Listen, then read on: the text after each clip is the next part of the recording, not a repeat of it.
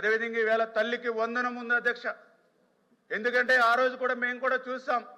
ఆ రోజు ఉన్నటువంటి మరి వ్యక్తి నాయకుడు ఆ రోజు పాదయాత్రలో ప్రతి బిడ్డకి మేనమామగా ఉంటానని చెప్పారు అధ్యక్ష. మరి ఆయన నాయకులు కానీ ఆయన సతీమణి కూడా ఇంటింటికి వెళ్ళి ఒక బిడ్డని బడికి పంపితే 15,000 రూపాయలు, ఇద్దరు బిడ్డల్ని బడికి పంపితే 30,000 రూపాయలు అని చెప్పారు అధ్యక్ష. కానీ అధికారంలోకి వచ్చిన తర్వాత ఒక బిడ్డకే మేనమామగా ఉండి 13,000 రూపాయలు వాళ్ళ అకౌంట్లో వేస్తే, కానీ ఈ కూటమి ప్రభుత్వం ఎంతమంది పిల్లలుంటే అంతమందికి కూడా తల్లుల అకౌంట్లో డబ్బులు వేస్తాం.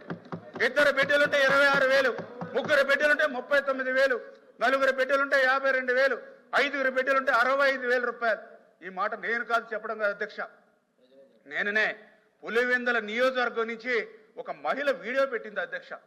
నేను ఆ రోజు ఓట్లేసి నేను ఇక్కడ ఎమ్మెల్యేగా గెలిపిస్తే ముఖ్యమంత్రిగా ఉన్నటువంటి రోజుల్లో నాకు 5గురు బిడ్డలుంటే 13,000 రూపాయలు నా బిడ్డకి అకౌంట్లో వేశాడు.